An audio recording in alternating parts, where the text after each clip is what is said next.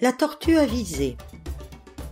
Conte animalier africain de tradition orale, lu par Sabine pour audiocité.net, sous la licence Art Libre.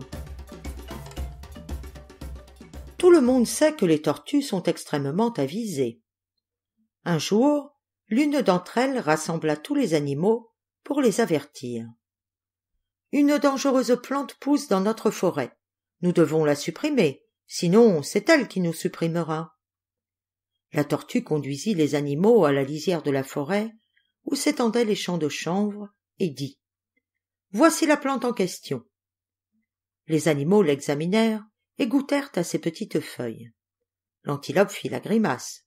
« C'est amer, je ne vois pas pourquoi je devrais la brouter. » Le flamand hochait la tête. « Moi non plus, je ne peux rien faire du chanvre, puisque je vis la plupart du temps dans l'eau. » La carpe ne dit rien, mais s'en alla d'un coup de nageoire. Ainsi le chanvre poussa en toute tranquillité. Un jour les hommes vinrent, l'arrachèrent et en tressèrent des cordes. Ils les prirent pour bander leurs arcs. Ensuite ils taillèrent des flèches dans l'écorce de palmier et allèrent chasser les oiseaux. Arrivés au bord de l'eau, ils lancèrent leurs flèches contre une bande de flamands. Les oiseaux s'envolèrent, mais l'un d'eux resta sur la rive mortellement blessé. La tortue s'approcha de lui. « Si tu m'avais obéi lorsque je t'avais demandé de supprimer la plante de la forêt, tu volerais aujourd'hui tranquillement dans les cieux. » Le flamand supplia. « Aïe, tortue, aide-moi !»« Il est trop tard. » Un homme vint, prit le flamand et l'emporta chez lui. Ensuite, les hommes prirent une canne et y attachèrent une corde avec un crochet au bout. Ils plongèrent l'hameçon dans l'eau et, en très peu de temps, une carpe s'agita au bout de la corde. La tortue s'approcha d'elle à la nage. « Si tu m'avais écouté, tu nagerais aujourd'hui en toute tranquillité. »« Aïe, tortue, aide-moi !» supplia la carpe. « Il est trop tard, » répondit la tortue. Un homme tira sur la canne et sortit la carpe de l'eau. Ensuite, les hommes prirent des cordes et en firent des nœuds coulants qu'ils disposèrent sur un sentier. L'antilope s'y laissa prendre. La tortue s'approcha d'elle. « Si tu m'avais écouté, tu courrais aujourd'hui tranquillement dans la clairière. »« Aïe, tortue, aide-moi !» supplia l'antilope. La tortue rongea la corde et libéra l'antilope. Depuis ce jour, elles furent amies.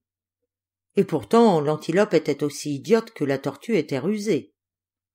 Certes, elle admirait son amie pour son intelligence, mais se disait dans son fort intérieur. Son intelligence ne lui sert à rien puisqu'elle est lente. Elle ne peut attraper personne, pas plus qu'elle ne peut fuir ses ennemis. Un jour, la tortue défia l'antilope.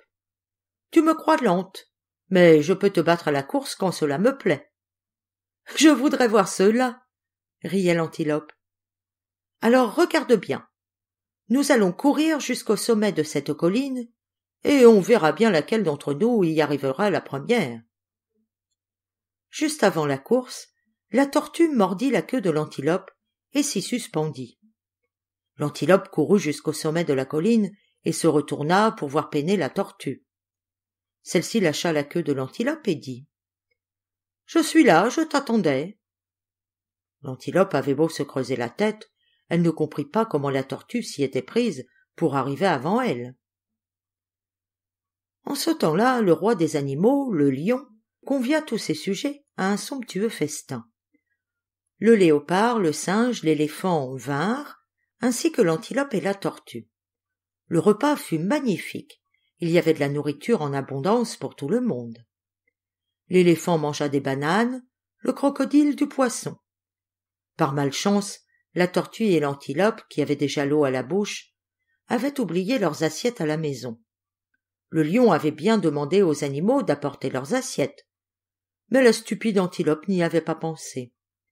La tortue, occupée à inventer ses mauvais tours, avait bel et bien oublié, elle aussi, son couvert. Elle se tourna donc vers l'antilope. « Cours vite à la maison chercher 2 assiettes pour que nous puissions manger. » Mais l'antilope n'avait pas envie. « Pourquoi moi? Ne cours-tu pas plus vite que moi? »« Certes, mais tu habites plus près. » L'antilope s'en alla chercher 2 assiettes, mais auparavant elle cria à la tortue. « Ne mangez pas tout !» La tortue se mit aussitôt en quête d'une assiette. Elle aperçut un minuscule roitelet qui portait une énorme assiette. « À quoi te sert une aussi grande assiette ?» lui demanda la tortue. « 2 graines suffisent pour te remplir l'estomac. »« Tu as bien raison, » acquiesça le roitelet. « D'ailleurs, j'ai fini de manger. »« Dans ce cas, pourrais-tu me prêter ton assiette? J'ai oublié la mienne à la maison, » demanda la tortue. Le roitelet ne se fit pas prier. « Fais seulement attention à ne pas la casser. » La tortue remplit son assiette et mangea à se faire éclater le ventre. Après qu'elle eut rendu l'assiette au roitelet, l'antilope revint. Elle se mit aussitôt à se lamenter. « Vous ne m'avez rien laissé !» Et en effet, seuls des os et des peaux de banane témoignaient du magnifique festin. « Tu n'es pas la seule, » riposta la tortue. « Je n'ai pas mangé une seule bouchée en attendant mon assiette. Tu en as mis du temps. » Le lion interrompit les lamentations de la tortue et de l'antilope, qui se tenaient là, toutes penaudes, l'assiette vide à la main. « Vous avez tous bien mangé et vous avez pris des forces. Je vous donnerai l'occasion d'en faire une brillante démonstration. Nous allons tous lutter les uns avec les autres. Les vaincus deviendront les serviteurs des vainqueurs, et le plus fort d'entre nous sera le roi. L'éléphant arbitrera les combats. » L'idée du lion était bonne.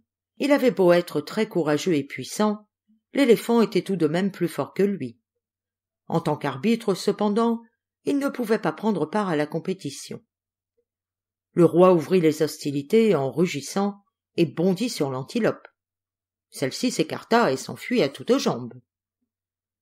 Voyant qu'il n'arriverait pas à l'attraper, le lion se tourna contre la tortue qui se tenait juste à côté. Malheureusement, il ne pouvait rien contre sa dure carapace. Il essaya donc de la retourner sur le dos avec sa patte, mais la tortue le mordit et rentra sa tête dans sa carapace, tenant la patte du lion bien serrée dans ses mâchoires. Le lion rugit de douleur, mais la tortue tint bon. L'éléphant dut la déclarer vainqueur de la compétition. Le lion s'en alla, vexé et humilié. La tortue devint la reine des animaux. Lorsque l'antilope revint sur ses pas, la tortue lui dit « Je t'ai sauvé la vie une seconde fois.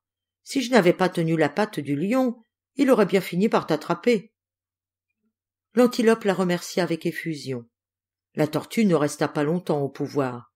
Les animaux oublièrent rapidement qu'elle avait vaincu le lion, et celui-ci récupéra petit à petit tout son prestige. Au demeurant, la tortue se moquait éperdument de sa nouvelle fonction. Elle était trop intelligente pour être une reine.